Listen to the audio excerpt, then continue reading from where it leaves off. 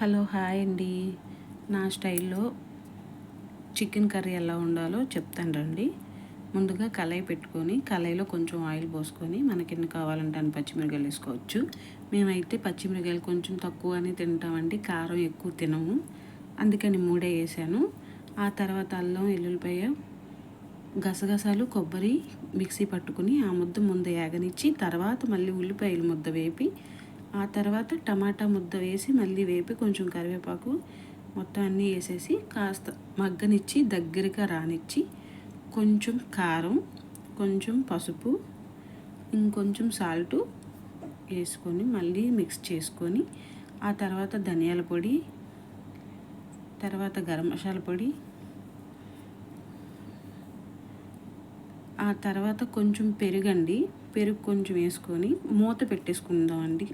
కలపొద్దు, మూత పెట్టుకొని తీసి మళ్ళీ అది కొంచెం దగ్గరికి అయ్యాక అది కలుపుకొని మొత్తం మనం ముందుగానే చికెను ఉడకబెట్టుకుని పెట్టుకుంటానండి. నేను ముందుగా చికెన్ ఉడకబెట్టుకున్నది అందులో వేసేసుకొని ఆ చికెన్కి ఈ మసాలా ముద్ద పట్టేంత వరకు కొంచెం మూత పెట్టి ఉంచి తర్వాత మళ్ళీ తీసి మనకి అది దగ్గరికి అయింది ముక్కకు పట్టింది లేదో చూసుకొని కొంచెం వాటర్ మనకి ఎంత కావాలంటే అంత వాటర్ వేసుకోవాలండి. మనకి గ్రేవీ కొంచెం థిక్గా కావాలంటే కొంచెం వాటర్, కొంచెం పలచగా కావాలంటే కొంచెం ఎక్కువ వాటర్ వేసుకొని అందులో కొంచెం మన ఇంట్లో ఉంటే గరం మసాలా లేదా బయట తెచ్చేదైనా గరం మసాలా వేసుకొని అటు ఇటు కలిపేసి కొంచెం మళ్ళీ అది చూసుకొని ఎలా ఉంది ఏంటనేది మళ్ళీ కాసేపు మూత వేసేసుకొని దగ్గరికి ఇంకా కొంచెం నీరుగా ఉంది కదండి, ఇంకొంచెం దగ్గరికి వచ్చేలా ఇంకొంచెం దగ్గరికి వచ్చేంతసేపు ఉంచుకొని మనకి కొత్తిమీర కొంచెం వేసేసుకుని దానిపైన అంతేనండి. ఇది